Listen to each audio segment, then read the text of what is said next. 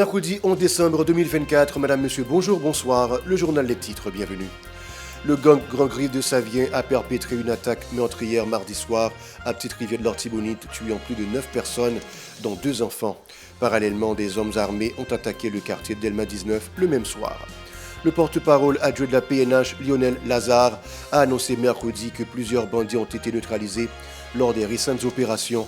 Il a également confirmé la reprise du contrôle du commissariat de Petite-Rivière de l'Artibonite et du sous-commissariat de Pont-Sondé par les forces de l'ordre. Le ministère de la Justice a informé que le bureau de l'état civil de Delma a été relocalisé dans les locaux du corps des incendies de Delma situé entre Delma 83 et 75. L'Office national d'aviation civile, OFNAC, a annoncé la réouverture de l'aéroport Toussaint Louverture ce mercredi. Cependant, les vols des compagnies américaines ne sont toujours pas autorisés à atterrir à Port-au-Prince. Au moins 104 journalistes ont été tués dans le monde au cours de l'année 2024, a rapporté la Fédération internationale des journalistes. Restez avec nous pour le développement. De retour, comme annoncé en titre, des membres du gang Grand Griffe ont assassiné près de 10 personnes, dont 2 enfants, dans la rue Capois à Petite-Rivière de l'Artibonite, dans la nuit du 10 au 11 décembre 2024, malgré la présence des forces de l'ordre. En réponse à cette tragédie, le conseil municipal a déclaré un couvre-feu sur la commune s'étendant de 8 h du soir à 6 h du matin jusqu'à nouvel ordre. De l'autre côté, des bandits de la coalition du Vivre Ensemble ont attaqué la zone de Delma 19. Au cours de la même nuit, ils ont blessé un civil et incendié plusieurs véhicules. Le porte-parole adjoint de la PNH, Lionel Lazare, a présenté mercredi le dernier bilan des opérations menées par l'institution. Il a indiqué que les forces de l'ordre ont neutralisé plusieurs bandits et repris le contrôle du commissariat de Petite-Rivière de l'Artibonite et du sous-commissariat de Pont-Sondé. Lionel Lazare a annoncé que plusieurs foyers de gangs ont été démantelés et des postes de péage détruits dans les localités de Palmiste et de Savien. Il a souligné la présence continue des agents de la PNH et des officiers de la force nationale dans le département de l'Artibonite pour accompagner et protéger la population. En outre, le porte-parole adjoint a précisé que de nombreuses dispositions ont été prises par le Haut-Commissariat de l'institution policière pour intensifier la traque des bandits armés dans l'aire de Port-au-Prince. N'a présenté bilan diverses opérations et interventions la police réalisée pendant les derniers jours. Dans le département de l'Artibonite, la police continue à intensifier série d'interventions et opérations dans le département de l'Artibonite. Dans l'idée pour arriver craser foyer criminel dans le département Silla. Dans le cadre ensemble opération PNH là, a mené avec support mission multinationale soutien et sécurité MMSS là, dans le département de l'Artibonite, permet force l'ordre de reprendre contrôle commissariat Petite-Rivière l'Artibonite avec sous-commissariat Pont-Sondé et puis permettre circulation reprendre dans plusieurs grands axes routiers. La police crasé tout poste péage Sayo. Plusieurs bandits mortellement blessés dans échange coup de balle, surtout dans la zone Palmis, et puis plusieurs bases criminelles arrivées démantelées dans la zone Savien et dans la zone Douin. Résultat, ça, la police a baillé dans le département de l'Artibonite là, c'est grâce à mariage police-population, nous sommes capables de constater comment membre population dans Saint-Marc, dans Petite-Rivière l'Artibonite et dans Pont-Sondé manifester contentement yo, li plus que important pour mariage ça rete pi soudé. Dans le département l'ouest pays, il y a une pile intervention qui a fait. Dans plusieurs zones dans le département l'ouest là, surtout dans la région métropolitaine Port-au-Prince là, police nationale là, de concert avec force multinationale là, renforcer plus chaque jour présence yo pardon. Recommandement prend plusieurs dispositifs sécurité dans diverses zones et stratégiques dans l'objectif pour permettre tout citoyen et citoyenne mener occupation yo, Jean ça doit faire. M. Lazare a réaffirmé l'engagement de la police nationale d'Haïti à poursuivre les opérations afin de démanteler les foyers de gangs et de permettre à la population civile de vaquer librement dans leurs activités respectives. Suivez. Gagner patrouille qui intensifie dans toute zone nation et avenue pour plan. N'a pas rappelé pour tout le monde. Police nationale a continué à chercher bandits sans foi ni loi pour neutraliser yo dans l'idée pour permettre la population de circuler libre et libre. Et la police nationale d'Haïti a continué à mener l'opération la police pas un jour, il pas un l'heure, pas une date, eh bien, n'a dit monsieur Axam yo, cap théoriser population soit dans Tirivelle la Tibonite, soit dans plusieurs zones aire métropolitaine Port-au-Prince là, et la police a marché sous yo, et la police nous tous connaissons que la police pas baisser les bras devant action nèg-examen. L'aéroport Toussaint Louverture a repris ses opérations mercredi selon une note de l'Office national d'aviation civile OFNAC. La suspension des vols a été levée. Toutefois, l'administration fédérale de l'aviation FAA américaine n'a toujours pas encore autorisé les avions des agences américaines à atterrir sur le tarmac de l'aéroport de Port-au-Prince. Une décision à ce sujet est attendue pour le jeudi 12 décembre prochain. Il convient de rappeler que les activités ont été suspendues à l'aéroport après que 2 avions ont essuyé des tirs lors de leur approche à l'aéroport le 11 novembre dernier. Il est à noter que mardi, le président du CPT, Leslie Voltaire, a visité l'OFNAC et l'autorité aéroportuaire nationale AAN. D'autre part, le Premier ministre Alex Didier Fils-Aimé a annoncé que le gouvernement, en concertation avec diverses institutions publiques, notamment la Police nationale d'Haïti, PNH, les Forces armées d'Haïti, l'AAN, l'OFNAC et la MMSS, travaillent sur l'élaboration et la mise en œuvre d'un plan de sécurisation rapide et efficace. Au moins 104 journalistes ont été tués dans le monde au cours de l'année 2024, a indiqué la Fédération internationale des journalistes mardi. La plupart de ces victimes ont été recensées de la bande à Gaza. Anthony Ballinger a souligné que le meurtre des journalistes a baissé par rapport à l'année dernière où 129 journalistes avaient perdu la vie.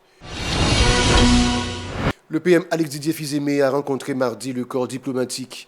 Dans un communiqué, la primature a indiqué que plusieurs points, notamment le renforcement de la sécurité et relance économique, la réforme constitutionnelle et l'organisation d'élections crédibles et inclusives ont été abordés.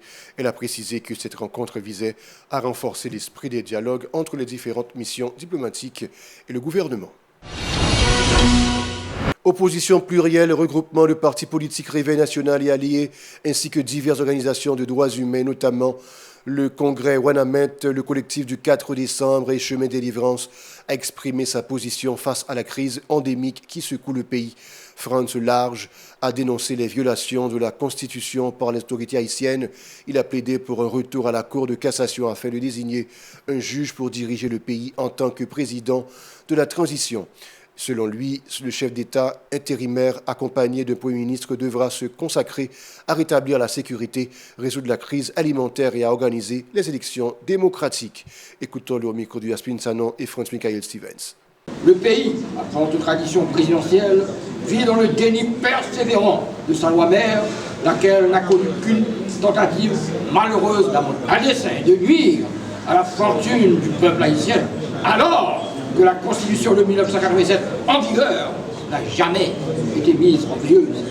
Considérant en l'espèce la situation inconfortable du point de vue légal et constitutionnel à laquelle les pouvoirs exécutifs, législatifs et judiciaires font face aujourd'hui, considérant l'effondrement de la quasi-totalité des institutions républicaines du pays, chargées pourtant de garantir la sécurité publique, ainsi que la sûreté et la continuité de l'État, diront l'impérieuse et urgente nécessité d'établir une base légale, passant nécessairement par la reconnaissance de la Constitution de 1987, en vue de l'organisation des élections libres, honnêtes et démocratiques, considérant les polémiques et les problématiques autour d'une démarche controversée portant sur la réforme constitutionnelle et le référendum, constatant que la priorité du peuple haïtien se résume aux 3 actions cohérentes et connexes, à savoir 1.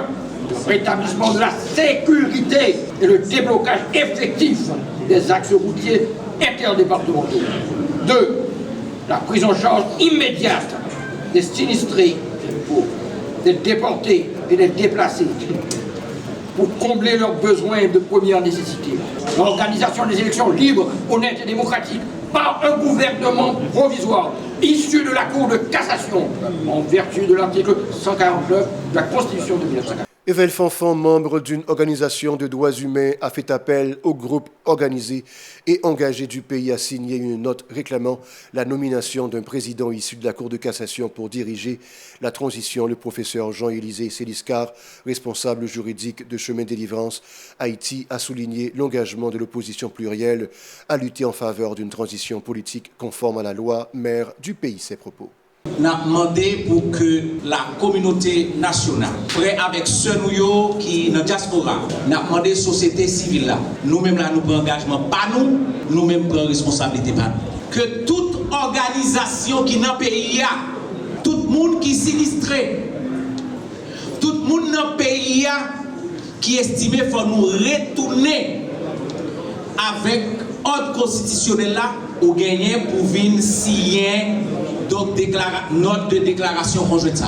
Ils vont mettre des postes de signature, alors une signature qui va faire tout de suite après là, mais nous allons mettre des postes de signature côté nous qu'à passer pour nous signer notre ça, pour nous sortir dans des zones que nous y aujourd'hui pour nous mener le pays dans l'autre là.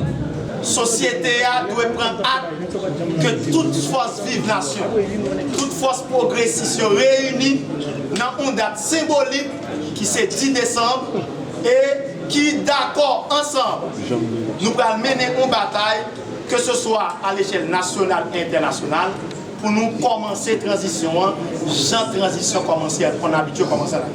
Nous tête nous le devoir.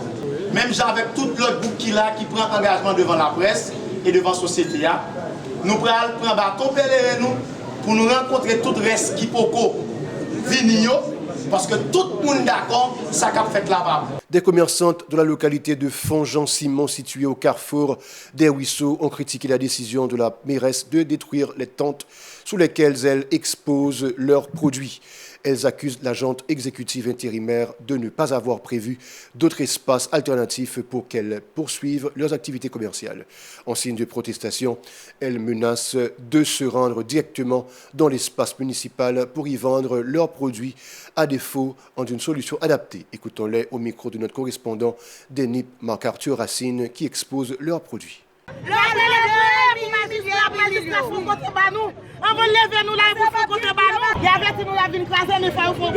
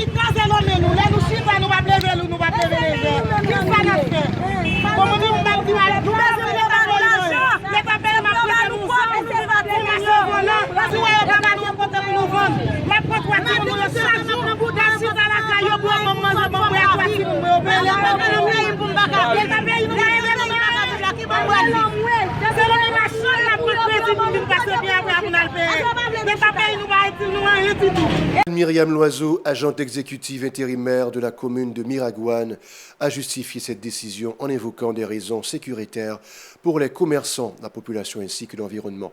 Elle promet d'aménager un nouvel espace pour les accueillir. Ses propos.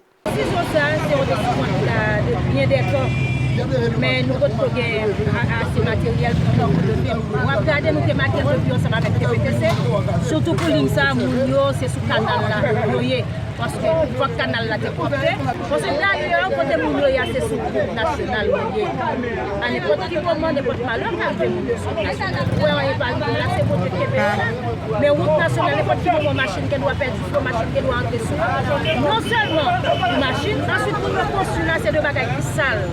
Yo construit n'importe comment sur trottoir, ou à bien regarder dans Miragouane, là où est un blocus à la même commune. Les deux blocus c'est machine qui t'a supposé pas circuler, même monde pas circuler. Pour qui raison monde pas circuler? Parce que nous yo prend tout trottoir côté nous t'a supposé machine. Depuis qu'on blocus machine campé et monde campé tout. Et tout le monde ça yo qui étale les produits, qui étale les commerces sur trottoir là, personne ne va pas passer en machine. Espace pour nous sortir ça. Mais c'est malheureusement nous pouvons gagner moyen pour nous faire ça. Mais nous travaillons d'arrache-pied pour nous. Ça nous a fait pour nous si nous avons logé pour ça. Et là, ça nous a fait espace pour nous. Nous avons fait mettre des conteneurs, nous avons fait peinturer, nous avons fait inscrire au petit corps pour nous peinturer, pour nous aménager l'espace bien pour nous. Et le problème qui vient poser, c'est que nous connaissons Miragouane qui est construit pour tout le monde. Il y a un problème de monde qui est déplacé. Et tout le monde qui est déplacé, bandit qui est derrière, il vient avec petit, il vient avec madame, il faut qu'on cherche la vie. Mais nous cherchons la vie, nous venons chercher le mal parce que c'est sur votre droit, nous venons construire, nous venons placer. C'est le problème, ça vient. Après, tout le monde va remettre un petit business, nous vivons la mairie, c'est une fierté la mairie, tout le monde qui a un petit business devant la caillou. Ça t'a empêché aux jeunes garçons, jeunes femmes qui demandent dans la mairie, pas même capable de répondre avec mon nom. Voilà, c'est tout pour le journal. Restez avec nous pour la suite de la programmation.